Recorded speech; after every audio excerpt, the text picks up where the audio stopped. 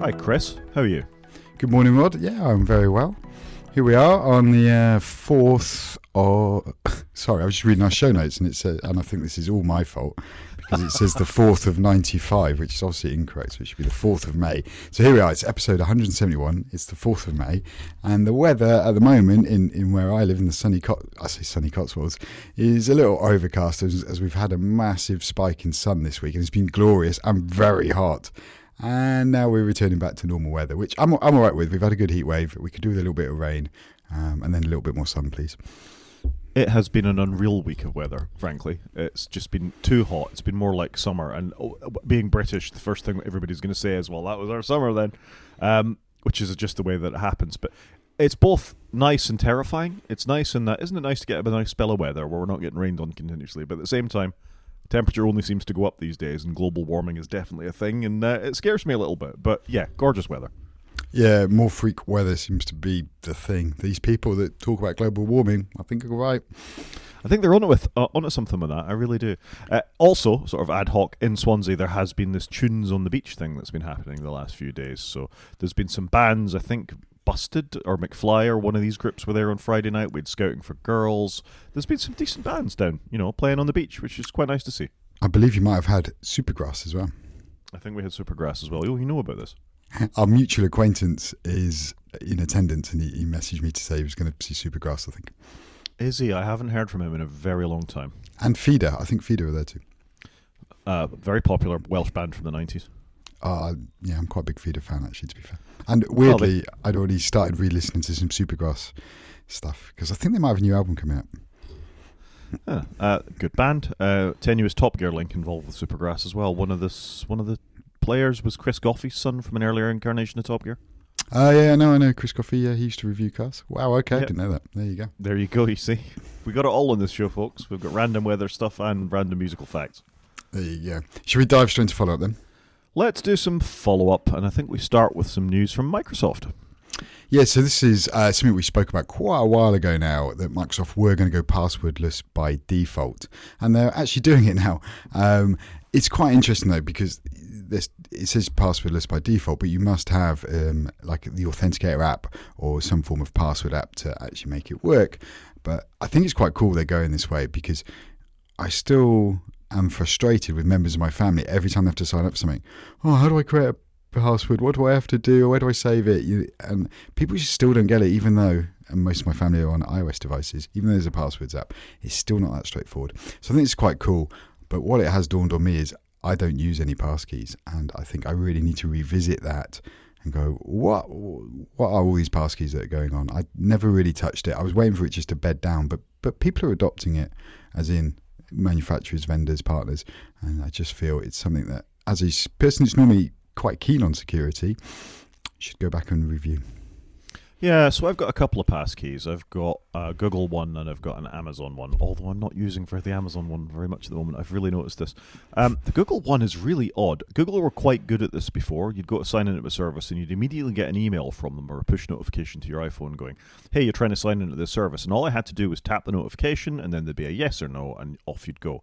But whenever I actually try and sign in with my Google Passkey, it never seems to work. I'm never sure if it's meant to be one password or if it's meant to be their iOS app, and I end up using the two-factor authenticator that I've got built in instead. So while I'm with you on, I think passkeys are a great way forward, that sort of lack of understanding about if you have got multiple ways to sign in. I just bought YubiKeys the other week as well, so that would be potentially another option for me at some point. But I think it's confusing, and this push by Microsoft is, on one hand, good and understandable, and they're following through on something they said that they do.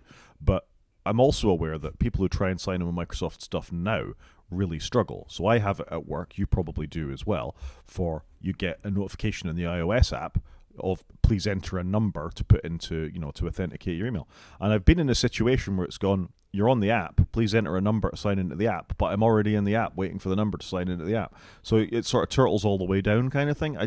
It worries me slightly that they haven't quite got their ducks in a row in many ways on this. Yeah, I wouldn't disagree. And also I wonder, if you're using passkeys but you've still got a password on your account anyway, is it actually giving you any more added security? So, like I say, I think something we need to play more with. But it is good Microsoft are heading this way. I mean, it does feel the right way to go, and probably more companies need to follow suit to get people like you and I really embracing passkeys. And then if we're doing it, we will get our families over the line. Yeah, I mean, FIDO is the same thing that is built into YubiKeys and a lot of these sort of second factor devices. So passkeys are just another implementation of that, really. It could be a passkey, it could be a YubiKey, it could be a two-factor app. It's all part of a much of a muchness. I think the problem with two-factor apps is the QR codes that generate the seeds for them don't change that much, and because they're timer based, they can be relatively easily overcome, I think. So I understand this push for more secure thing, and as you said at the top, without people having to remember yet another password or put it into a password app, which is another thing to maintain. I think the bit they're going to have to go over is what we said, though. The device you use to authenticate your passkey is quite vulnerable at that point, isn't it? And if you smash it, are you locked out of your car? Are you locked out of your bank? Are you locked out of your Microsoft account? Yeah, and like I said, I think that's the bit I want to get more comfortable with is how do these work? How do they sync? All of that between devices. So I think Microsoft's doing the right thing, but yeah, I think we need to build up our comfort. Somebody that may not be doing the right thing is the Department of Justice. I think it's very interesting looking at their breaking up of Google and their potential spin-off of Chrome and browser technologies, and even there was rumours of Android this week. But one of the things that has come to light is how much they were paying Apple, which we've talked about, but also how much they were paying Microsoft. And this story on The Verge is just saying, unless Google are able to pay Firefox to embed search first, Firefox may very well be in trouble. Yeah, that was a big concern, isn't it? And it would be a shame to see Firefox go away. Only this week was I debating, actually, I should start using more third-party apps on my Apple device.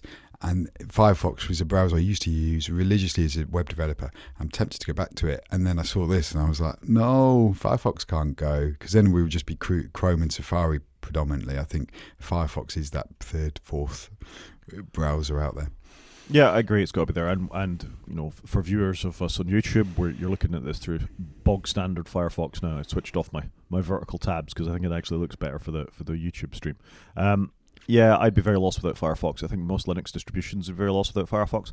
You get in many of them the option to install spins of Firefox as well, or spins of Chrome, so there's ungoogled Chromium and things like that you can get to. But fundamentally, it's still the Chrome browser or Safari of your own mobile, and I do think there needs to be more competition in this space. It is expensive to maintain a browser, though. Yeah, no, they've got to keep up with all the standards. They've got to make sure it's secure. They've got syncing. There's a lot to do here.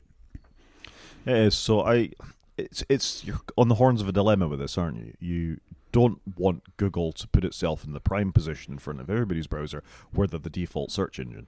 But at the same time, they are the default search engine. And some of these smaller things, they need the competition. Firefox needs to be there to push Google along in the same way Apple needed to be there to give some sort of answer to Microsoft. So it is a more open world. We have got more choices, but in many ways those choices become less and less all the time. ChatGPT or Google Gemini, you know what I mean? It all seems to come down to binary things, and having a differentiation in the market is important.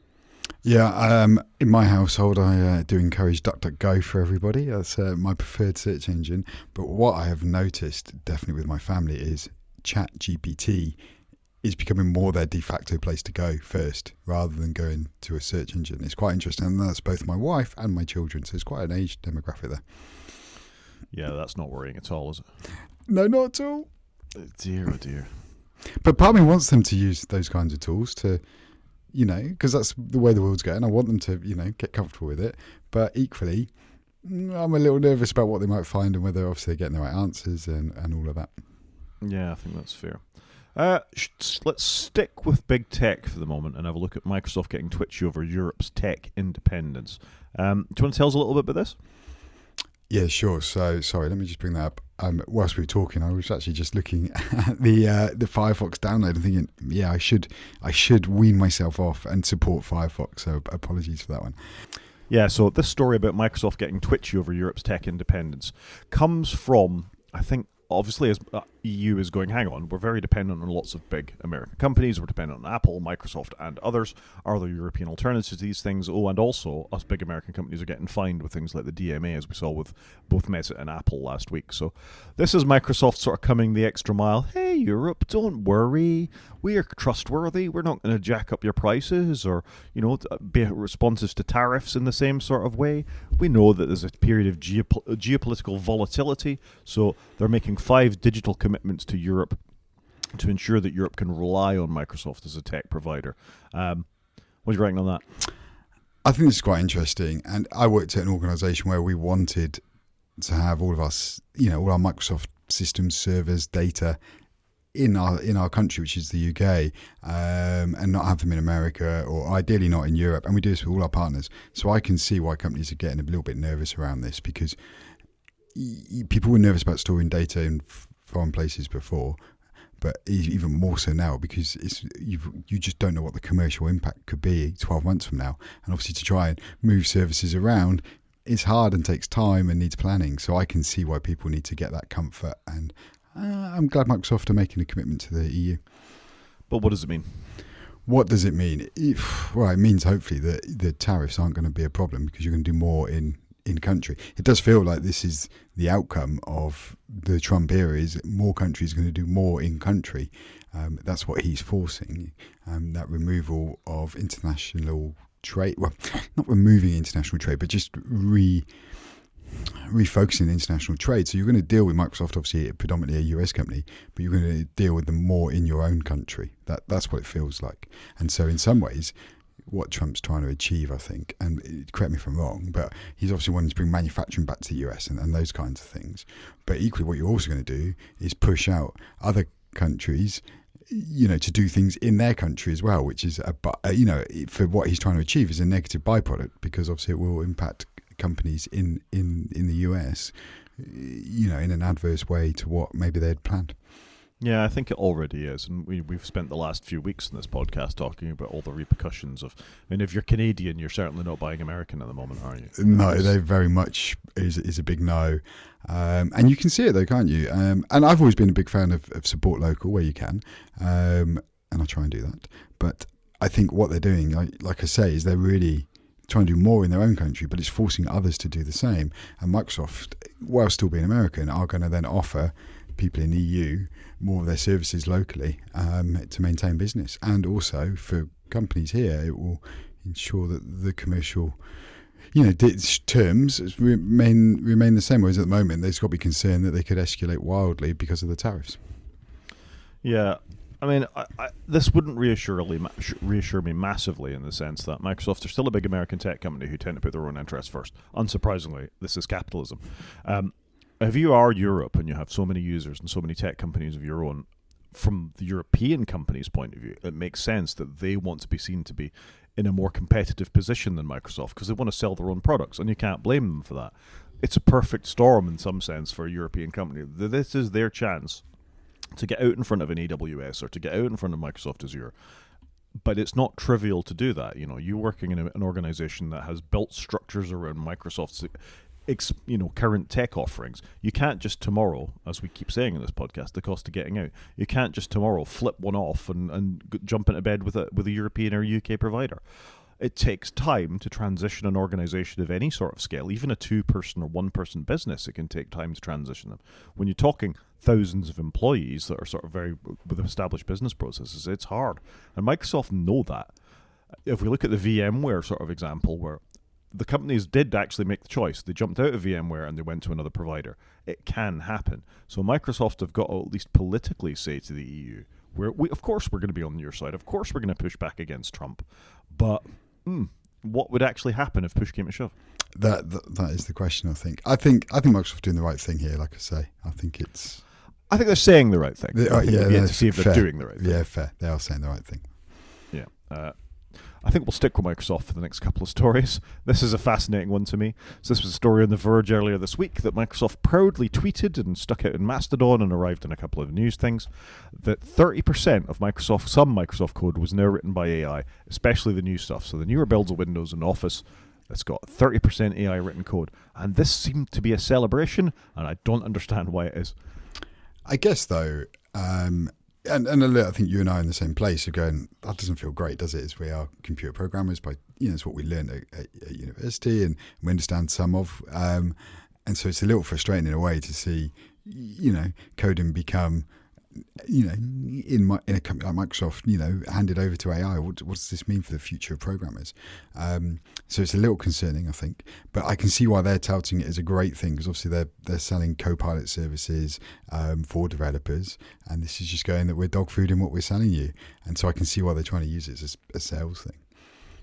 Yeah, I mean, I've got a bunch of concerns about this. I mean, the first and most obvious one, as a programmer, is what's the technical debt that they're building up here? If you're de-skilling your existing programmers by having write code, then you're not really going to know what it's doing. So when actually something fundamental breaks in what I got to think is quite a complicated suite of applications, Windows and Office, how are you going to fix it? How are you going to fix it? And also, how are you going to innovate? Because if AI is just learning from itself, how are you going to do new things in the future? It's a little daunting, a little worrying, I think. It is, and if you're going to get a graduate at some point, I mean, maybe the existing developers understand what the LLM's doing, but they'll retire and they'll move on, and then some graduate has got to come in, or some intern has got to come in and pick up what was going on, and they're absolutely not going to have a clue as how all these things, which is already a problem in organizations, that the people who know what they're doing move on, the younger people come in and they've got to pick it up. So that sort of succession planning inside of an organization, even more so with a large technical debt that could be produced by something like this. So this bothers me on lots of levels, I think. And also, you use Microsoft stuff more than I do, but I think it's getting buggier. I don't think Office is as stable as it was. I think there's little errors and things creep in, and maybe that's just me wish casting to a certain degree, that now I know that it's there, maybe I'm looking for the errors, but certainly the last couple of builds and updates from Microsoft that I've had in my Mac, there have been odd little crashes, there have been strange sort of behaviors inside of the application. So I wonder, maybe this is what we're seeing. I don't know. Potentially. I must confess I don't use a lot of Microsoft on a Mac, largely on an iPad. My bigger concern, I think, is they're doing 30% today. Okay, fine. If that stays at 30%, I'd be all right with that. But what's the upper bound this is going to go to? They're going to get to 80% code done by AI and only 20% done by humans and peer review and what have you. So that's the bit I think in my head I'm more concerned about. Yeah, it's a worry. And they'll, of course, just one company amongst many, and they're super into their Copilot.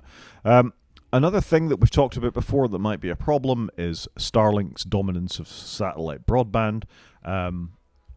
And as a consequence, aren't there a lot of satellites kicking around in orbit? Are we going to end up looking like Wall-E with the spaceships having to force their way out of upper orbit at a potentially vulnerable time?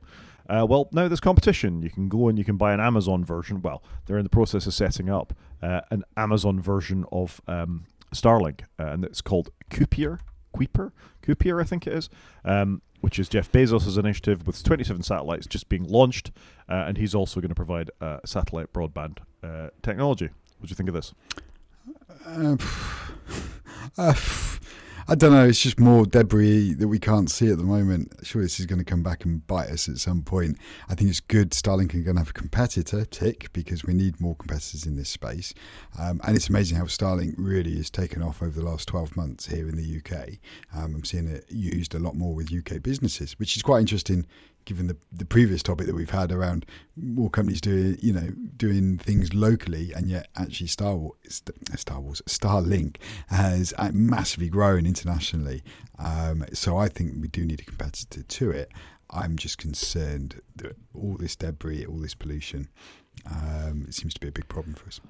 Yeah, it is a big problem. And if you you read this article, then there's potentially a Chinese initiative, the Keen Fan 1000 Sales Project, which is going to launch up to 15,000 satellites. Wow, that feels like a lot of satellites. I mean, I have no idea how big these things are, but that seems a lot of things to be putting into space. I don't think they're very big. The idea is they've just got enough bandwidth to do it, but that's an awful lot of little objects to track around the planet. And I've seen a couple of stories this week about some Russian satellite from the 70s that's about to come bouncing back to Earth, and nobody knows where it's going to land. And was it Starlab, I think, did a couple of years ago as well? It deorbited and crashed somewhere in the ocean, I think. But at some point, these things, well, if they're small enough, they'll just burn up in the atmosphere, I guess. But the bigger things can come down with a hell of a thump. Yeah, I think that is fair. They come down with a big thump, but we don't really know yet what the impact of having all these satellites is. I'm just a little concerned about it, I think, because whilst we can't see it, it's not great, is it? And we've just talked about global warming as well at the top of the show. This isn't helping. There's a couple of quotes in here I quite like. There is a race to fill low Earth orbit, says debris researcher Vishnu Reddy at the University of Arizona. It's not only working satellites that are filling up space, there are millions of pieces of junk floating around, many travelling at extremely high speeds. The European Space Agency estimates 1.2 million objects in orbit that are large enough to be capable of causing catastrophic damage. That seems quite a lot. That seems like a lot. Do you think it is like the film Wall-E, where I think when they leave Earth and you just see all the debris that they've got to get through to get out? Maybe that film was more on the money than we realise. Prescient. So we're all going to end up, well, the rich are going to end up fattened in space and come back someday. And just floating around. Fantastic. That's very optimistic view of the future. Speaking of optimistic views of the future, tell us about Apple Intelligence. This was just a quick one I wanted to put in there because we talked obviously a lot about Apple not releasing all the Apple Intelligence stuff and marketing features that aren't there. Apple on the 2nd of May actually put out an advert that demos what is actually available in your iPhone, on your iPad, on your Mac. And I think this is what they should have done. They should market it when they've got the features, not the features that they might have someday, because obviously they haven't shipped them. So it's good to see they've actually done a proper advert which explains quite well to people all the new stuff they get. And I think it's actually a well done ad in that it shows you potential real life scenarios of features your phone's got that you may not know about. You know, you can clean up photos, you can make an image playground. The image playground does look rubbish. You can use mail summaries, etc. So I just think it's good that they're marketing it in the right way and they're showing you what you can actually do rather than what you may do someday, if that makes sense. So I just thought they should get a thumbs up for that. About time? Yeah, it's complete. They've done it the wrong way around. It's about time, definitely. But hopefully they've learned their lesson. And I did see a quote from Steve Jobs a while ago where somebody was interviewing him before the iPhone had come out and go, we hear you're making an iPhone. An interviewer asks him and he goes, we don't talk about products that haven't been announced. And that's it, just shuts it down. And Apple should have lived by that rule today because it's only bitting them. Absolutely. I think that's it for follow-up. Should we dive into some news? Yeah, let's do some news. We kept quite light on news because we've got a bit more in the main show this week. I guess the most important thing to say is May the 4th be with you, Chris. May the 4th be with you. So I wanted to put a link in because we are recording on May the 4th. And I just put a link in some Lego because I thought that was quite cool. So Lego are having a Lego sale of Star Wars stuff for May the 4th. And I just thought it was cool. So I just thought I'd add it in. So we made sure we mentioned May the 4th. There you go. There you go. What is the Dark Falcon? I'm not aware of what this is. Oh, I don't really know. My son does have that one though, but I don't. I had that for Christmas. I don't really know what half these things are. I love the films, but I can't remember the names of everything. Yeah, wow. A little more Star Wars news later, maybe, but I think we'll just move on to the next stories. Agreed. It was just for a bit of fun. That was all. Yeah, fair enough. On May the 4th, it's important to say this. And something that's not a bit of fun is Apple has warned iPhone users in over 100 countries that they are victims of spyware. So we've heard about this before. We've heard about after the NSO Pegasus thing that happened a couple of years back, which was an Israeli company, I think, that had created this program that could be run on bad actors or people they wanted to monitor within the country's phones that other people were able to get hold of, and then very bad actors were using it on journalists and things like this. So Apple has actually alerted some people that their phones may be under active attack from something like this that's ongoing, with users over 100 companies being warned that this is the case. So this is good, I think, on behalf of Apple that they actually do notify people. I wonder if they think it's spyware from Apple. It's quite unlike Apple, though, isn't it, to tell you something bad's happened? So I think hats off to them for that. And there's a copy of the text that Apple have sent out in the linked article. So basically contact all these people, and they are giving you some good steps to take. They want you to enter lockdown mode, which if you remember on your phone is a mode you can use, if you're maybe in the public eye a little bit more, you think you're at risk, you can turn it on. I've never turned this on, but my understanding was this really locks your phone down.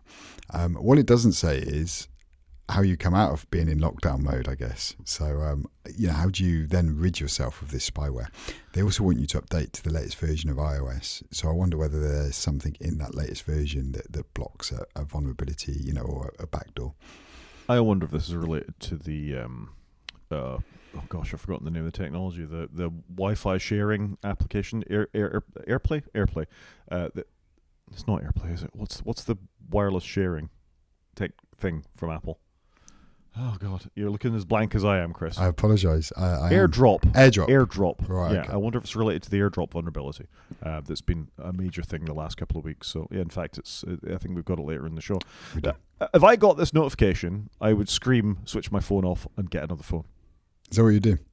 Absolutely, I wouldn't take a chance. I just immediately switch it off. I start from scratch with another phone. The worry, of course, is everything that's on your phone's already gone, but. Seeing this notification, would I believe that it was Apple sending me the notification and asking me to go into some funky mode? No, I wouldn't trust it at all, Yeah, no, I was just thinking through in my head, what would I do? And you've got the risk, like you've got mobile devices signed in, like iPads and phones and laptops, and then I've already got all my data. So if I set up a new phone, and also if you get a new phone, how long before that gets infected? Sure, but if what they're doing is monitoring your location or something like that, then the fact that this is actively running on your phone is a serious problem. I mean, if you're at risk of I keep using the phrase, but bad actors coming after you, you definitely don't know where you are, No, that is true. But like I say, though, it tells you how to update your phone, go into lockdown mode. But how do you then return to normal life? That's the bit I wasn't sure about. Scary. It's quite scary, and it's scary for Apple to do this because obviously they've always touted the iPhone as being so secure that these things can't happen. Yeah, nothing is so secure that it can't be hacked ultimately, though. And that's something they should actually talk about a little bit more. When they always say it's for the good of your security and for the good of your wallet and for the good of whatever else that they do, we know that there are apps within the App Store and elsewhere that aren't. Yeah. So, this is good. Don't get me wrong. I think this is good on the part of Apple that they're actually highlighting it to these users that they are under attack. What else could they do, I guess, except make the phones more secure and maybe update some of the vulnerabilities a bit quicker, but, there we are. Should we move on? Yeah, let's move on. So it has been Apple's financial results this week. They did quite well, I think it's fair to say. They put $24 billion worth of profit into the thing in light of what was going on. The results came out on the same day as some of the other news we're going to talk about later in the show, so it was really quite a big day for Apple. I think they've had a big week, haven't they? Really, they've had quite a week. They really have. They really have. So, I mean, let's face it. The major things facing Apple that came up on this were A, the thing we're going to talk about in a minute, and B, the tariffs. Everybody thought Apple were absolutely going to get smashed by the tariffs, and the Trump government's, nearly said another word, the Trump government's focus on returning manufacturing to America as much as anything else. And obviously the big tech companies like Apple, who actually make things and not just software, are very much sort of under focus for that. So as usual, Jason Snell has done his amazing job on his Six Colors podcast and blog, going through what the numbers mean for Apple, and then reporting on what some of the words that were spoken as part of it were too. Yeah, it's interesting, isn't it? Should we just dive into a couple of the lines? So, I think Macs are up, aren't they? Which is interesting. Like, I was surprised by that. I know they've had some great releases, but I'm surprised. That they're doing 7%, which is pretty good. I think it's a very good year. I think the M4, what we're seeing here in these last 2 quarters, I think, are pent-up demand for people who bought M1s and now think it's time to move on. So, yeah, you had a little if they're on a M4. 3-year buying cycle, yeah, you're right. Yeah, so I think that's all that is. You've got obviously the COVID boosts and things like that going back. I find it quite hard to tell what year we're in here. He could definitely do with a year on the bottom of his chart. Obviously, we're in no, there is a year. So you've just got to look between the quarters. Yeah. So that's COVID there. The 70% boost is COVID in the Apple Silicon. And then you've got falling off there as people didn't rush out to buy new laptops and there weren't corporate things. Maybe a little bit of a hangover. You've then got the disappointment, I think, that was the M2. And the beginning of the M3, and people didn't need to upgrade. And now we're seeing, you're not seeing this same sort of boost that you did, but that's, again, understandable. The M1 is still a cracking chip. Yeah, do you know what? If you've got an M1 device and you're just using your computer for straightforward things, it's a great device to keep. Why would you upgrade? The M4 is great, though, and I think this is good. So I'm always happy to see Mac go up. Not that Apple need an awful lot more money from me from Macs, but I think this is understandable. iPad. Yeah, amazingly, iPad's maintained at 15% up. So I'm surprised to a point, but obviously we've had some slightly newer models. More recently, we've had the new 11, the standard iPad, which is amazing value. You can pick up for around £300/dollars, and that's a great device for most people. And then you've had obviously more pencils, and there's the new Mini as well in there. So, and they've just done the Air quite recently with a newer chip, but I'm amazed that's sustained. Yeah, so am I. I wouldn't be rushing out to buy an iPad at the moment. It's not a computer, that serves any needs for me, frankly, at the moment. And the more I start viewing the other side of the fence, I get further and further away from it, which won't surprise anybody. My attitude to the iPad has never been all that positive. However, if at WWDC they did something amazing with the software and actually gave us some meaningful changes to what the iPad is, hello multitasking and keeping things running for a long time in the background. If it's a computer, let things run in the background. That might change things for me, but I guess if you're an iPad person, this is great. Yep, no, it's good just to see that it's getting some love. What would be great is, like you say, Apple follow through on it and deliver the features we've been asking for. iPhone, I got to think they're going to be a little bit disappointed with this. They got new models out. They marketed really hard with Apple Intelligence. Only a 2% increase in this quarter with new phones in there. It actually isn't very good compared to other quarters they've had with devices. I mean, what this says to me is that Apple Intelligence wasn't massively well received or ignored because it wasn't really a thing. Still not really a thing. And the phones weren't that compelling. I think that's fair. Neither you or I rushed to buy a 16 for ourselves. My wife stayed on a normal buying cycle, and she did get one. And then the 16E that's just come out probably isn't going to change anybody's habits. My company's buying them, but all it's done is replace what we were buying before. We were buying the iPhone 14 before. This is at the same price point. I'm much happier buying a more recent phone. So it's not really changed anything. So the 16E wasn't to change buying habits. I reckon if they're going to have a new visual design at the end of the year where you've got the big slab across the back and this iPhone Air coming out, I think you're going to see that spike at the end of the year. Yep. Not ridiculous, but there will be a notable spike. There's definitely a spike when they change the form factor of it, whatever they do at the form factor. Because people want the new form, don't they? They want to be seen holding the new form as well. Is a lot of this. There are a lot of very fashion conscious people out there, and that's what they care about. But for me, it's very much going to be about what's on the device that's compelling rather than how the device looks. Yep, completely agree with you there. And then we've got services, and services, as always, is quite a good story with high growth, 12% year on year. This has been, since quarter four, where were we here? 21, 22, since quarter four, 22. All we've really seen here is quite impressive growth. But it's been growing all the time. It's just maintained quite impressive, you're right. So no big surprise there. But how do they keep growing their services? How are they picking up more and more customers? That's the bit I haven't quite understood yet. I suspect this is related to them fighting every court decision tooth and nails because this is where they see the future of the company is. Yeah, potentially. It's an easy way to make money, isn't it? It's all just software, the services side of it, as much as anything else.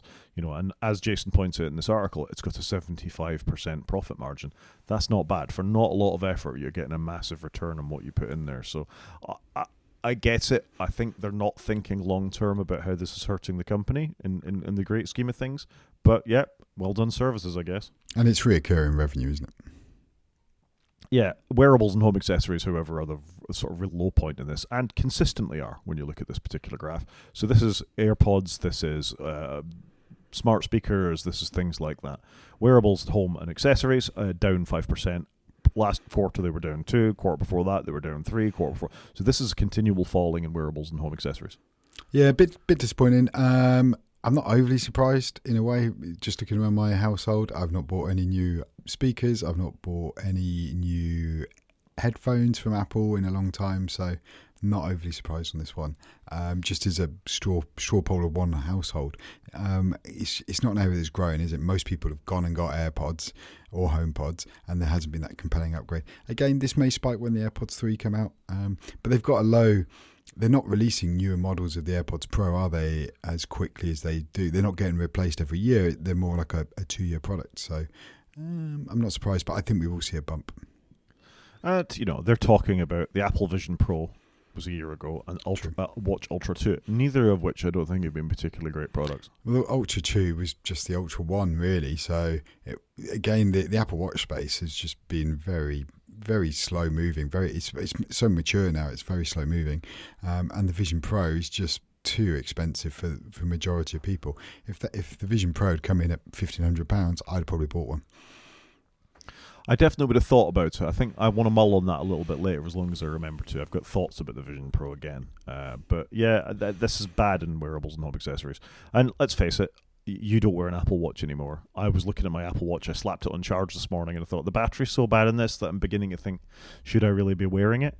And other than it being my car key and the thing I occasionally pay for, and I'm vaguely interested in my steps, but I know in my head how many steps I've done. I know I need to go out for a walk. Is it an essential product? Absolutely not.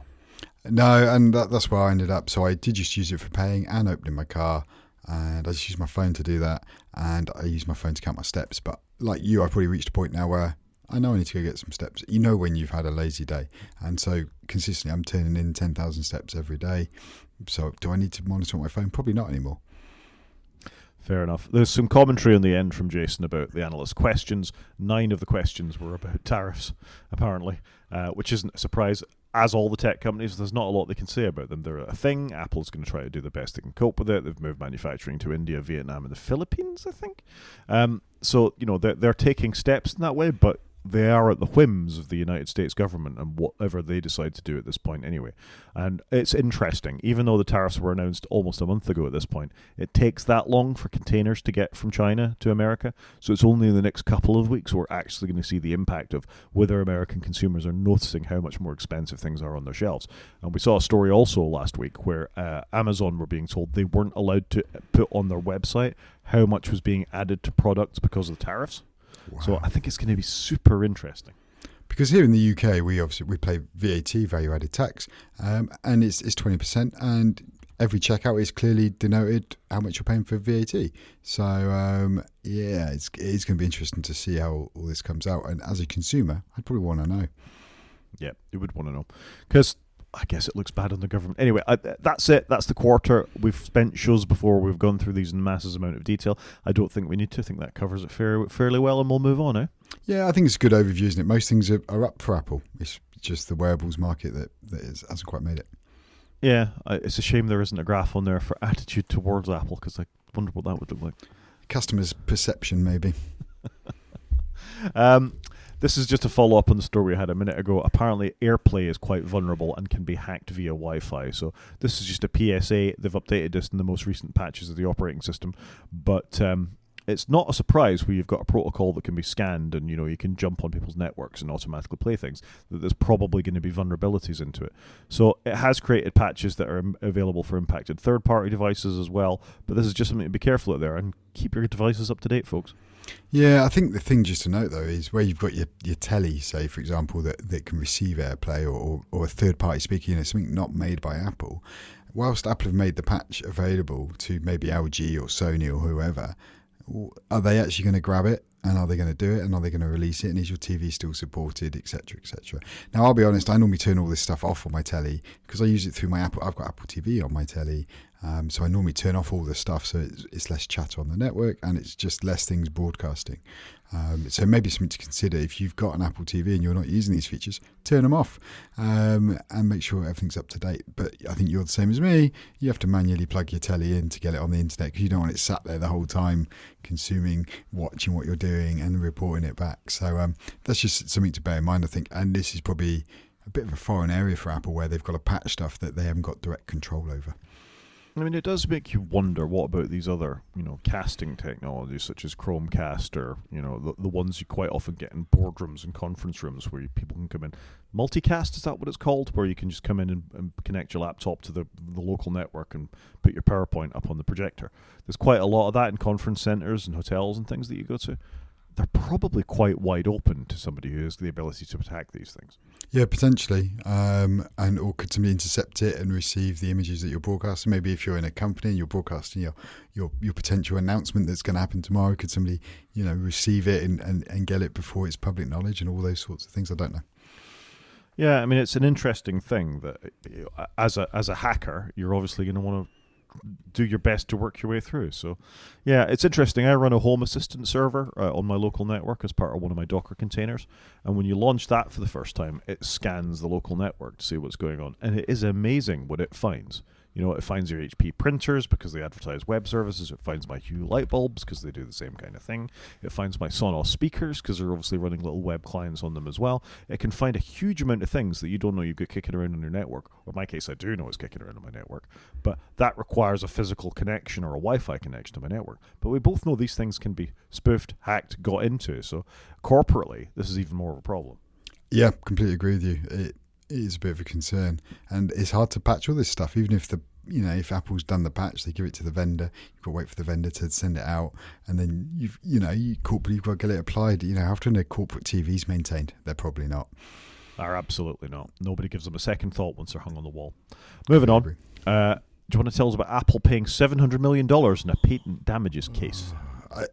This is interesting, isn't it? It depends where you sit on patents, but basically, Apple has been told by the court to pay this company Optis $700 million, which is a huge amount of money. And again, part of Apple's not a great week. But Optis is a company that owns a bunch of patents, but they don't actually invent patents. They buy patents, they sit on them, and then they take you to court should you infringe upon these patents. So it's that whole patent troll culture that we seem to have, which is frustrating, isn't it? I think. So it is frustrating that a company is making a huge amount of money out of something they haven't done the work for. I kind of get the idea of patents, and I like the idea of patents if you've done the work and you've put in the hard miles. I do not like the fact that you can just have somebody come and buy some and then, get money out of another company just because they own a piece of paper that say they've got that tech and they're not using it or they've not invented it. And I think that is frustrating to me. Yeah, patent trolls are definitely a thing, and it's long been a thing, and I don't think I'm that keen on patents, really, but that's probably a discussion for another day. And this is for a 4G patent, so it's in all the iPhones, the iPads. It's a big number of devices that are going to have sold, and it covers a 14-year period from 2013 to what will be 27. So it's insane, isn't it? It's a long period. It's a lot of money for a company that hasn't done, like I say, the hard yards and actually designed or built anything. Yeah, that's fair. I vaguely remember BlackBerry being one of the first companies of being very aware of that some patent troll had sat on something about push messaging or something, and BlackBerry ended up in some fairly severe litigation with them over something like this. So yeah, it's ever has it been the way. Yeah, so frustrating, but like I say, what a week Apple's had. It feels like they've been, and some of it they brought on themselves, but attacked on every possible front this week. Yep. Also being attacked on every possible front is UK retail. So we have a couple of stories which are more or less the same thing. It started with Marks and Spencer's with a hacking group called something Spider. I forget, Scarlet Spider, I think they're called, something like that. Yeah, so Marks and Spencer's here in the UK is big sort of department store, sells clothes and food, and quite a premium, what you call a premium brand here in the UK. And yeah, they had to stop their website taking online orders. Super interesting. Because we've seen this kind of thing before, but not to this scale. And it's and you've highlighted it now. It's basically ransomware that they've got on some of their devices called Dragon Force. And obviously, it's ripping through their network. Who knows what M&S is like on the inside? Can you imagine how many devices they've got and multiple ways in?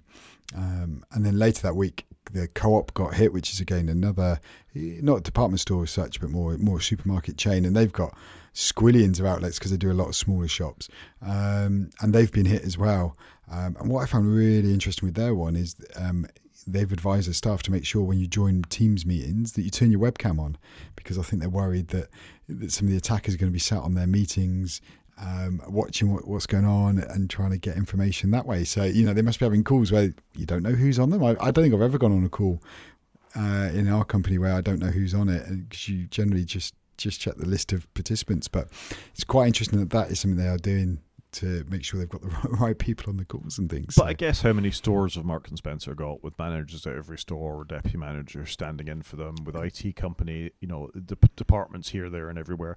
You think point of sale tills, you think, every time they do a return, their web ordering system, it's a vast thing that's affecting these companies. Yeah. But to see two get hit in quick succession, in the same week is pretty bad, isn't it? And then finally we've got Harrods have been hit too, which is super premium, expensive luxury store in London, and they're having the same problem. They've been attacked as well. So they seem to have had it to a lesser degree, in that online ordering's fine, their stores are fine, and they've got a seasoned team apparently that are sorting it out. So it's caused them a problem, but they haven't quite elaborated to what the problem is. And at this point, the government got involved because they obviously realised there was something going on. It was a widespread attack. So the National Cyber Security Centre, who we've previously talked about not paying their threat detectives enough money to actually get them involved with this kind of stuff. So in some ways, you reap what you sow.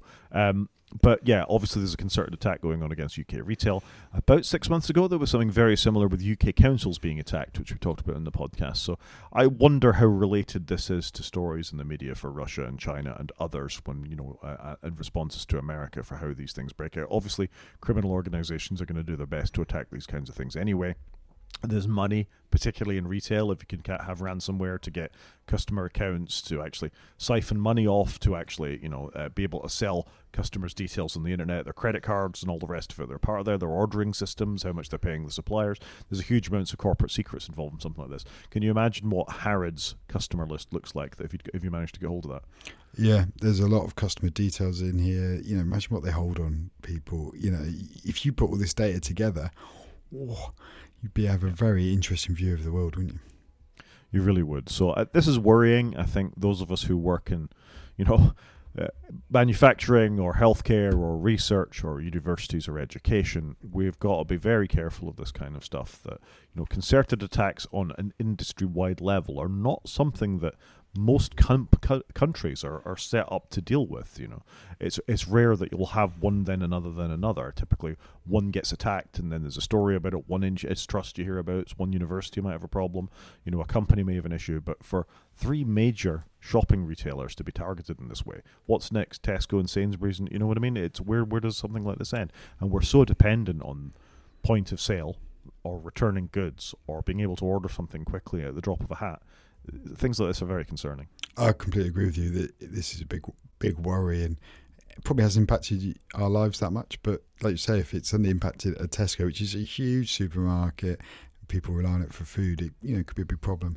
And places like Co-op have struggled with their supply chain because of this, because obviously their systems are down, they can't place orders. Well, it's got to infuriate you with customers. Not only might they be losing your details, but if you can't take your return back or get your chicken for your Sunday lunch or something like that, then that carries a certain amount of customer resentment, and you'll go and shop somewhere else. And so the long-term impact of stuff like this is big. Yeah, no, it's huge. As they say, though, I think you've highlighted it there, it should be a wake-up call is what the UK government is saying for these places, because what we don't yet know is how they've got in. Is it because they haven't done the basics, or is it something more than that? Yeah, absolutely. I think a lot of these things are social engineering attacks. You phone up, you pretend to be another customer, and then you're in. It's easy enough to get the details for these kinds of stuff. So it's I agree, a wake-up call is what it should be. Should we do some media? Yeah, let's do some media. So may the 4th be with you, Chris. I don't think we talked about this before, and it seems very appropriate that we should talk about Andor Season 2. Did you watch Andor? No. This will surprise you. I have not watched Andor. Do you like Star Wars? I do like Star Wars. I kind of get annoyed when there's so many things I've got to watch to keep up with the universe, like with Marvel, for example. It's just too much for me to try and take in, and then when I get so far behind, I then don't play catch up. That's fair. Did you like the movie Rogue One? Yes, I loved it. This is the prequel to Rogue One.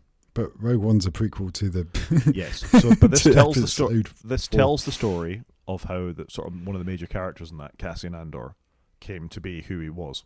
Right. Okay. That makes sense. So that's what it is, and it is terrific. And here's the thing that's going to make you watch it, Chris. Do you like the Bourne films? Yeah, I like the Bourne films. Who doesn't like the Bourne films? Tony Gilroy wrote the Bourne films. Do you know who wrote Andor? I'm assuming it's Tony Gilroy. Tony Gilroy. Right, okay. It's the best Star Wars you can watch, and if you watch no other things, in fact, never watch another film again, but this is terrific television. There are no space wizards in it. It's purely sort of spycraft and stuff like that. And so do I need to watch both seasons? Because you're saying Season 2 is coming, that's why it's in the news, and I need to go and watch Season 1. Season 1, and you'll particularly enjoy the bits filmed in Scotland, I think. They're very obvious, the bits that are filmed in Scotland. It's a terrific cast. It's really well put together. It has some of the coolest short space sequences in there as well. But like I say, no Jedis, no lightsabers. It's just people fighting back against fascism, which feels quite appropriate at this time. Okay. But yeah, give it a go. And this is on Disney Plus. This is on Disney Plus. I think it's the first season is 10 episodes, I think, that sort of builds up and tells the story of Cassian Andor's life and how he got to where he did, just at the point before he joins the rebellion. The second season picks up with him being a member of still not the rebellion, but a cell within the Rebel Alliance, and how it goes from there. They're dropping him in 3-episode chunks. Oh, there was the first 3, and they've just dropped the second 3. I'm just about to start watching them. Watch the first 3. It's just extremely well done television. I think it's one of the highest budgets of any TV show ever, and you can see why. Every dollar is on screen. Right, okay. I probably need to hurry up with this because I think my Disney Plus subscription's coming to an end. Well, get on it, and if you watch nothing else, watch this. Okay, understood. Silo Season 3 has been confirmed, apparently. Yeah, I was just popping this in here because I have watched a little bit of Season 1, but I never finished it. And I keep meaning to go back and watch that. And again, I've declared bankruptcy. But I just thought I'd include this because I think you were a fan of Silo. I liked Season 1. I got bored of Season 2 and gave up after 4 episodes. Oh, that's not the ringing endorsement I was expecting. It's all right. That's all right. Yeah, but they're renewing it, which is interesting. They're renewing it because Apple don't renew everything, do they? And some things have a natural life. They do, and I've just noticed this is an MSN link. An MSN link, Chris? I just thought it was amusing to include something very different for MSN because I didn't realise it was still a thing. Something that's definitely still a thing is Taskmaster. Season 19 started this Thursday. Did you watch it? Nope. I was away. I'm stunned into silence. Have you ever been in London when it's 27 degrees and you're wearing a tux at 5 o'clock in the evening? It's very hot. I've been similar. I've had to attend sort of fairly I went to an event at the Royal Society once, being extremely well dressed up in heat approaching that. So yeah, I have. Yeah. Oh, it was not pleasant. And annoyingly, I missed Taskmaster. I haven't circled back to it yet just because I haven't been with my family and I was going to see if they wanted to watch it with me. So, Season 19, Episode 1 dropped this Thursday in the UK, as I say, featuring Fatih El-Ghuri, Jason Mantzoukas, Matthew Benton, Rosie Ramsey, and Stevie Martin. Not Steve Martin, the comedian, Stevie Martin, the comedian. And I think it's the best start to a season in about 6 seasons. I was absolutely rolling around laughing. It's terrific.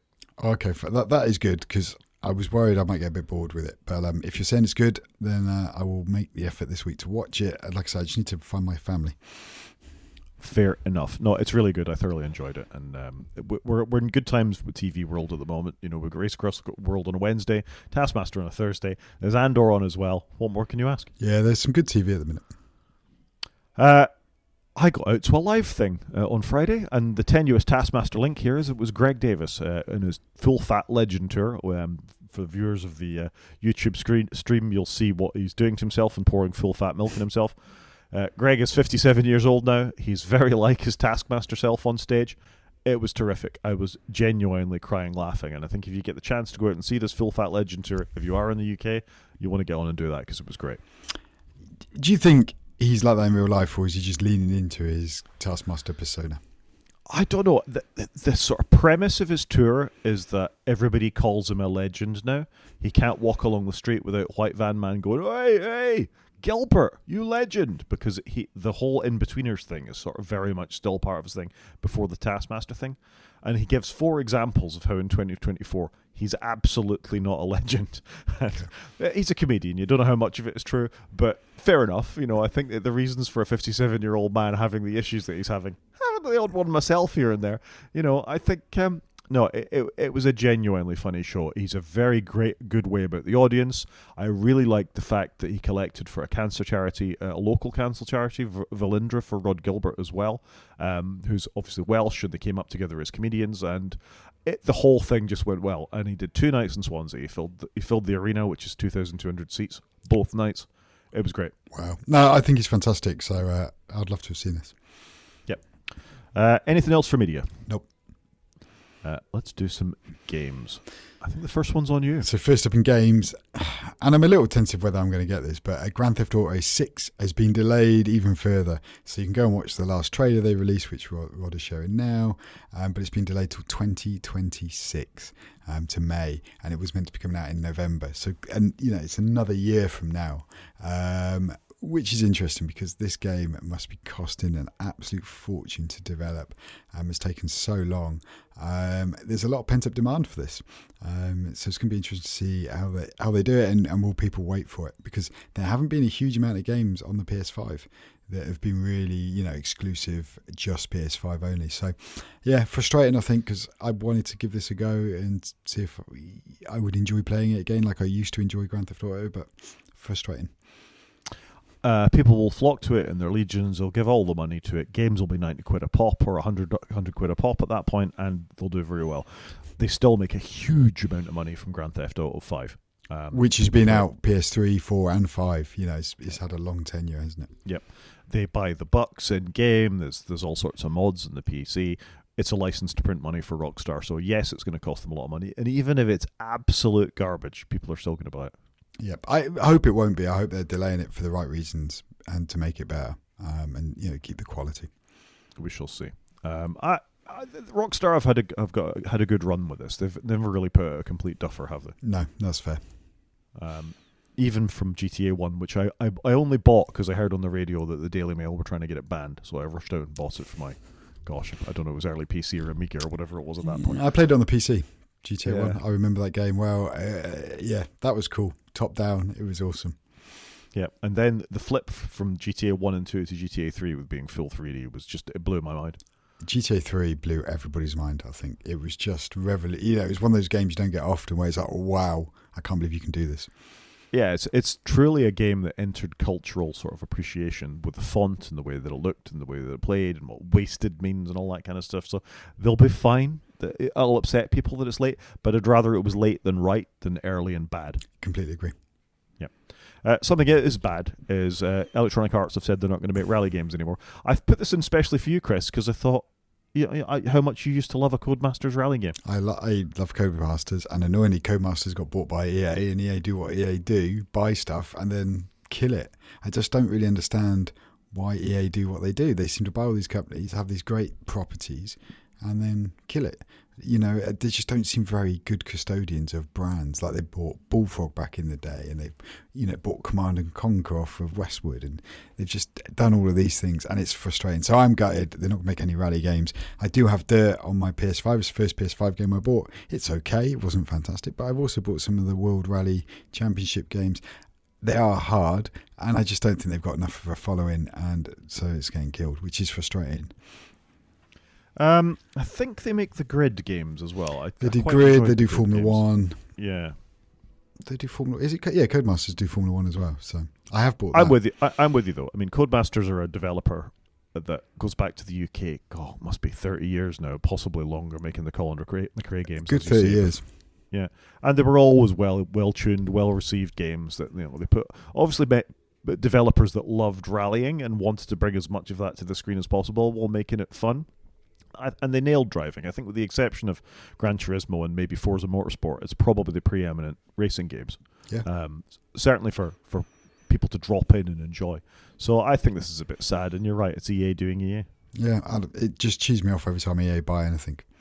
Yeah, because it's the death knell for the franchise. Yeah, it's then the long, slow, painful death sometimes. Yeah.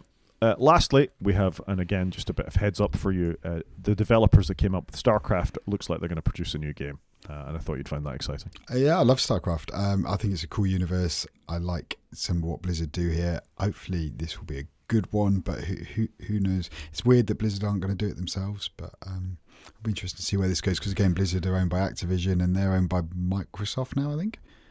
So there's quite a long history there. So it'll be interesting to see what happens with this, but I would definitely like to see if this goes somewhere. I never got into StarCraft. I didn't mind Warcraft so much, but StarCraft never really did it for me. I didn't really like the universe so much. Oh, StarCraft 1 I played a lot, and it was good. For me, it came at the right time because I had time on my hands to play it, I think. I think you might have had family at that time. Yes, I'm old, Chris. Should we do a main show? Yeah, let's dive in. So, story of the week, and if you follow Apple News at all, this won't surprise anybody whatsoever, is that Apple kind of lost a court case that they won. I think that's probably the shortest way to say it.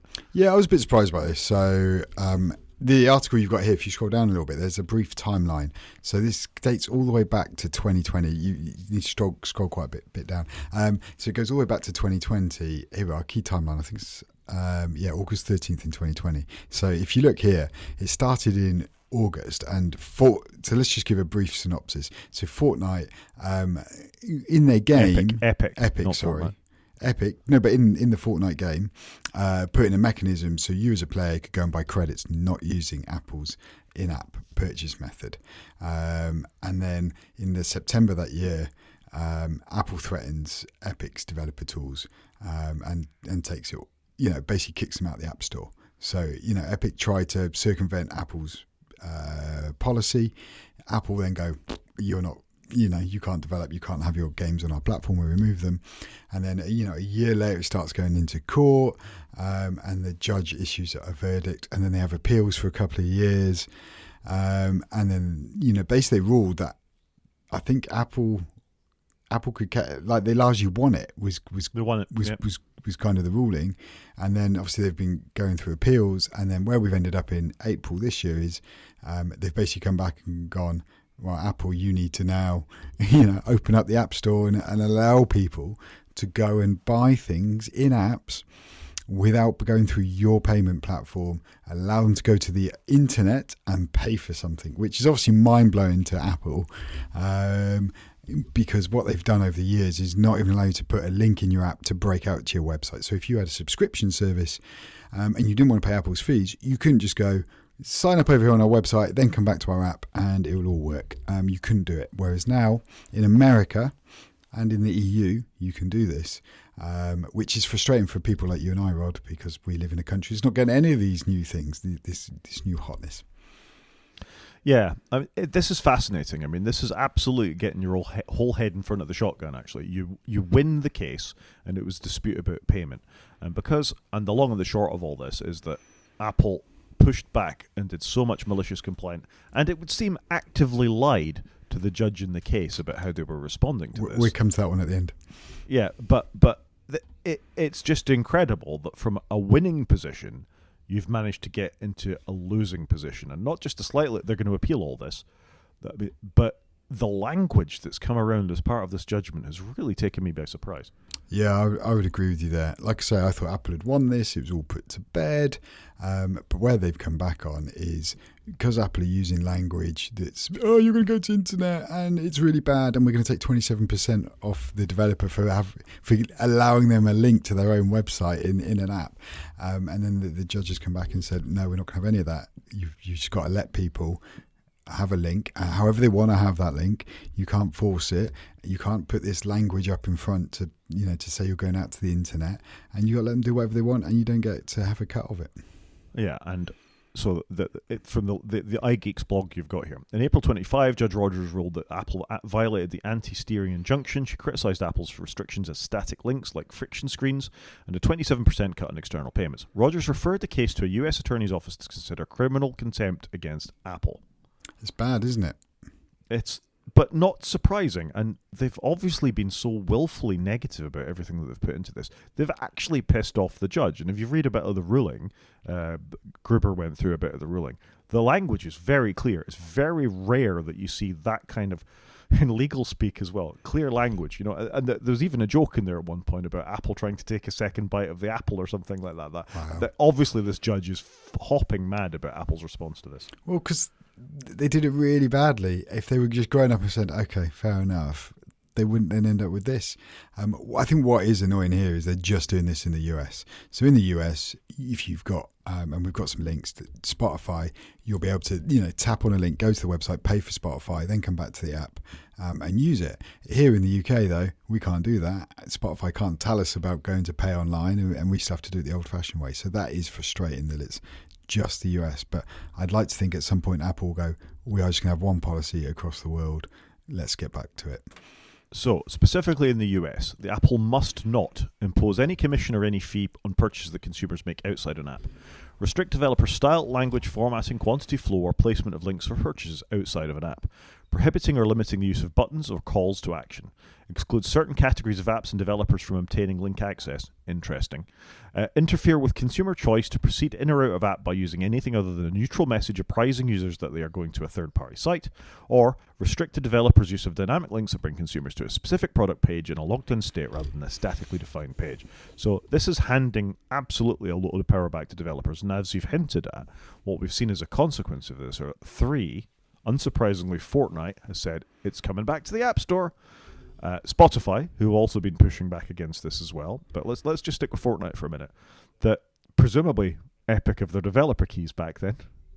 Yeah, well, you they've got to surely Apple can't keep Epic's developer keys away from them. They've got to let Epic back in, otherwise they're just going to be back in court again, surely. This is exactly what Epic wanted in a way. I mean, it won't be as friction-free as just being able to top up within the app, but if you can tap a link inside of your app to take you to the web thing to buy your Epic points, coins, whatever it is. And it's interesting, Epic have said that they're not going to charge any commission for the first year or something like that on any money, on any points bought in this way. So they're absolutely going to go to town with it. And again, I don't think Epic's a particularly great company either, but I don't think they are either, but in fairness to them, they look amazing in comparison to Apple right now because they're playing the long game, aren't they? They're going, look, we're going to do all the right things, we're going to make all the right noises, and they're getting some amazing PR off the back of this. Totally. So Epic's one. Spotify is another who's had long-standing beef with Apple. We've talked a couple of times about Apple not agreeing to their updates and all the rest of it. Immediately, I think within the day, they had said we're going to post an update to the App Store that talks about our out-of-app payment options, and Apple approved it, I think, the day after. So Spotify are doing this as well. And then the third one that we've talked about before, Patreon. So there was a massive hoo-ha about Patreon, which is you can directly sponsor people who are creators whose work you appreciate.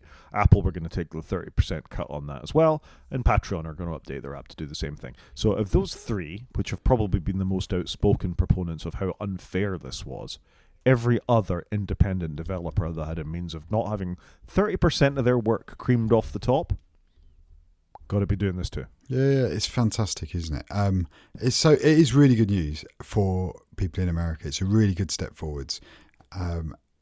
What I'm worried about is, are Apple then going to just keep it just to America and some bits of the EU until they're forced to do it country by country legally, or at some point are they just going to go, we're going to do the right thing? And that's what. No, they're not going to do the right thing. That's what really frustrates me here. But here's the thing.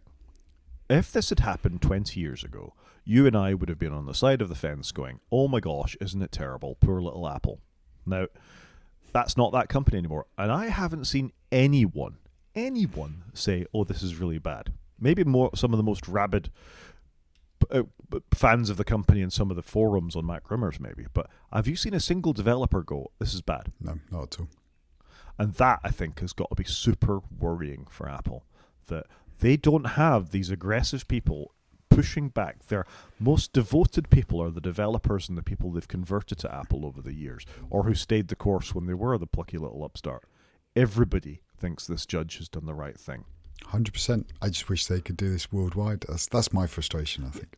Exactly. I mean, your worry is it doesn't go far enough. Yeah. But if you take this and you look at how flat we've been at WWDC the last couple of years, how poorly they've treated developers, how all they're interested in are those profit and loss charts that we did at the top of the show, this is very indicative of how far Apple have fallen in people's opinion. Now, it's developers and people like you and me's opinion, not necessarily the people that use the platforms, and that is who Apple is allegedly, focused on with their security and the fact that 30% belongs to them from services and all the rest of it.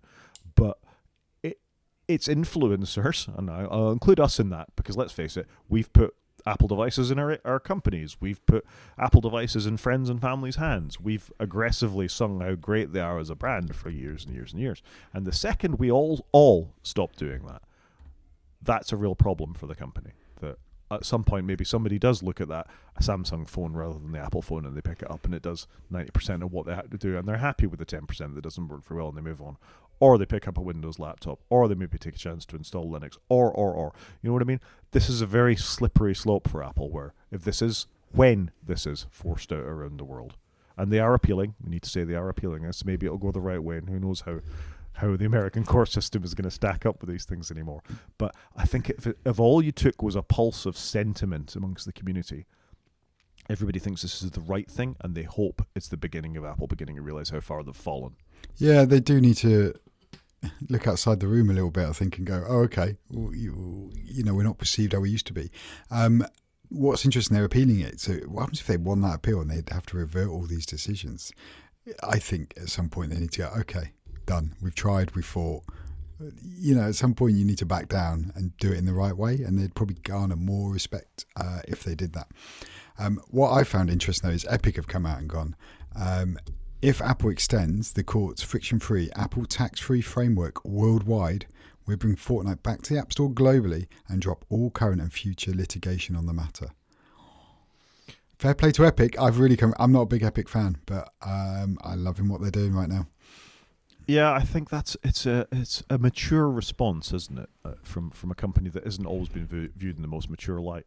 That they're doing the right thing. I mean, it's in their interest. Fortnite's a massive thing. They get lots of sales off it. I've got no problem with that. I've got no problem. This is capitalism in action, not aggressively enforcing your monopoly within a situation.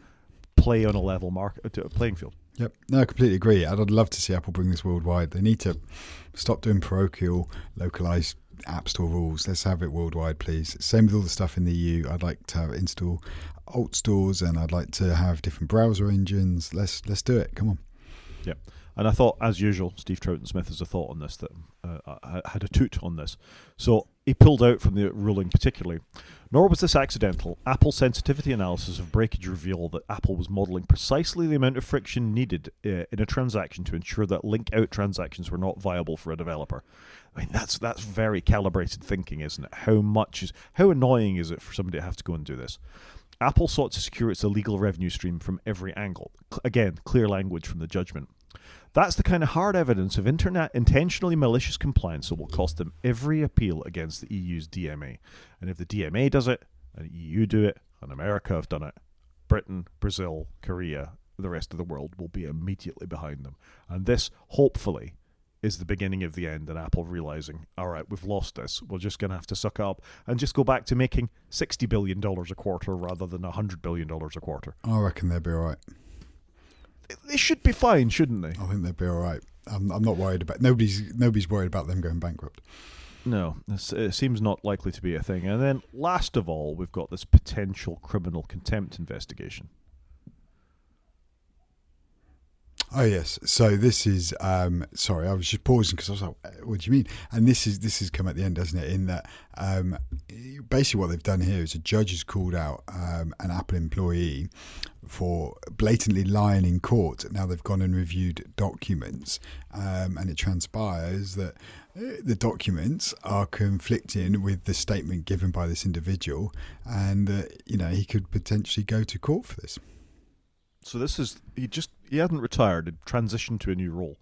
The previous chief financial officer, Luca Maestri, who lied in court potentially. And if you it's Alex Roman is the person that potentially outright lied in court, who obviously reports to Luca Maestri.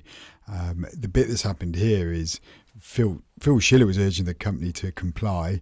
Who is now a fellow? He used to be in charge of worldwide marketing, but he's now an Apple fellow, and I don't think there's any other Apple fellows, whereas the CFO Luca Maestri, managed to get these rules put in place to not necessarily comply with the injunction, but to do it Apple's way. And obviously that's what Tim Cook went with, and it's come back and hurt them. And in the article, as you've highlighted, it says Tim Cook chose poorly. I got to say, Phil Schiller came out of this a lot better than I thought he was going to. I completely agree with you there. I did not think he was going to be covered in glory, but he's looking all right. I thought Phil Schiller was the one who would have been pushing for this, if anything. That's always been his sort of personality. I mean, obviously an aggressive fan of the company, has been, in Apple as long as I remember. Apple, he's been on the stage doing something or other. This is bad advice by Luca Maestri, and it's bad advice that, it's been put out, cooked Jules poorly. So it's just a fascinating thing, and I guess, next week will bring another roller coaster. But as you say, I think it sort of tops up a really impressive week for Apple. Yeah, not a great week for them at all, is it? And we're about a month away from WWDC and all of this going on. So what they really need now, I think, like I say, is to turn this into a positive? How do they act like a grown up in the room and go, right, okay, we are going to do this worldwide. We are going to, comply. We are going to do it properly. We're going to go, do it above and beyond. But they're not doing it. They're fighting every little clause. I feel like this is their last chance, with a lot of developer goodwill. That if this WWDC, as you said a minute ago, if they step up and they go, right, here's a button, you turn it on, you can have an app store, you can do whatever the hell you want, we'll link it in your apps, we're not going to charge. Imagine the goodwill they'd have. Netflix would come back, they'd have developers in the Vision Pro, if you think about how the platforms have gone down over time, iOS was huge, then they got quite good at app stores and the 30%. The iPad app store was less. Yep. The Mac App Store was even less. The Watch App Store was almost nothing. And the Vision Pro is nothing. And that developer sentiment, as you tick down, as they've added the app stores on this, is really quite stark to see. And I think as they've tightened their clutches, more star systems are slipping through their fingers to keep it good on May the 4th. But do you see what I'm saying with that? I think it's a reasonable thing to sort of postulate. Yeah, no, I agree with you. They had a smash with the iPhone and they tried to emulate it in other areas, and nothing ever did, because not everybody needs an iPad, a Mac, a head-face display, a watch, whereas everybody needs a phone, really. That's how you exist in this world. So they've never emulated it, and they did a lot right, but they've pushed their control too far, and they need to walk that back. And now they've been forced to walk it back rather than be grown up about it. And I think at some point they need to get in front of it rather than being behind it. Yeah, I think my point is the restrictions are hurting the other app stores more than anything else, and that's what they need to think. Well, you're not seeing that app, are you? You've never on any of these platforms seen that killer app that you must go get through the app store because there's too many restrictions. Yeah, they've made it too difficult to use, and you look at the apps that aren't allowed in the Mac App Store, for example, because of all the sandboxing and things they put into place. How long did it take Word to come to the Mac App Store? Yeah, you're right. I was going to say some of that might be Microsoft, but no, I think that was all Apple. No, it was all Apple. They had to reach out to Microsoft and do a deal, and even then, it wasn't very nice how they did it. No, and Carbon Copy Cloner and all these apps that actually make your Mac better. You take those things that have been around forever and aren't allowed to run it, and imagine what amazing things we could have on our watches or our Vision Pros if Apple weren't being, and I'm going to use the word deliberately, dicks. Yep, completely agree with you. Should we do an app of the week? Let's do it. So my app of the week this week is in kind of line with, and I've posted the wrong link in the show notes. That was clever. My app of the week this week is called Kagi, which is an alternative search engine. I will hopefully bring up the thing in a minute. It is a paid-for thing. You get 100 searches for free, but the point is it's paid for because they're not going to sell your details for advertising revenue. So I think it's worth giving Kagi a bit of a shot for the purposes of 100 searches and see how it does. And frankly, I don't know how much it costs. My value is to Google when I flip to Google or DuckDuckGo and I do a search in there, but I suspect it's not 0 pence. I don't think the pricing plans are very expensive, but I think it's worth giving Kagi a shot. If you can read their privacy policy for the way that they do it. Certainly for 100 searches for a couple of days, and just see how you get on with Kagi. And I quite like the logo as well. It's a little dog with a ball that looks a bit grumpy. You're the second person I think I've heard mention this in recent weeks, so I think this is something I need to look at too. Because, yeah, I'm with you. I don't use Google, though, as I've said. I'm a DuckDuckGo fan. But, I think it's worth trying new things because DuckDuckGo has not changed a huge amount in the last few years. And maybe I should try something else. And it's just Bing, right? And it is just Bing underneath. I like DuckDuckGo. I like what they stood for, but it seems Kagi stand for similar principles. I think it's worth just, if you do something on Google, which is my default search engine sense, I need to change that now. I'm trying out Kagi. But the amount of advertising and rubbish you get at the top, is how far before I actually get a link I can click. You know what I mean? That's actually telling me something. And if I do the same thing in DuckDuckGo... Your typing's... live typing is not your forte. Absolutely not. You're going to get something similar, right? Coronation Street, there we go. You still get, some advertising up at the top, and it's better, but it's not great, is it, with the amount of stuff going on here? Agreed. And then, just, because who doesn't love a live demo on a podcast? If I do Coronation Street, I get, exactly what I want from Wikipedia and the ITV link. And that in itself is quite telling for, something that presumably pays Google and DuckDuckGo and Bing to have their things float to the top of the algorithm. So something as simple as that, I'm quite impressed by. Yeah, that's quite cool. And I like the design, very clean. Yeah, so there you go. That's my thing of the week. App of the week, Kagi. Okay, fair enough. Okay, so thing of the week for me, it's a bit of I know I've put a Google Play link so it doesn't try and hijack your Mac App Store. So I've put a thing called Omelette, and this is an app for controlling if you have a chicken coop, which is a recent addition in my household, as my wife has always wanted chickens. But the reason I've included it in, and it's relevant to the podcast, is it's an app, and you install the app and you obviously sign up for it, but you can add things in your chicken coop onto it, like the door and a light. And so I've done that, and this was a secondhand equipment that I purchased. And do you know what? It was so easy. I literally just loaded the app, stood next to the thing once I plugged it in, and it went, oh, here's a door, we'll add it to the app, done. And it just took seconds to set up and was so friction free. I was like, this is amazing. Why is HomeKit not like that? Because I also bought my wife a camera for to watch the chickens. I thought, I bought the same one I've got here, a Logitech Circle View camera, and I can't get it to add to HomeKit, and it's so frustrating. I've already got one of these cameras, and yet I can't add a second one, and I was so frustrated with it. But I just thought they've just made this so easy just to add your devices. And I just thought, well done to them, because obviously they're not a technology company. They make wire mesh and plastic chicken coops. And I just thought it was quite cool. And it's annoying it's not in HomeKit to one point, but yeah, it works, and it's all in the app, and it's really easy to use. So quite cool. So there you go. So that sounds excellent. I think we expect a picture of the chickens next week.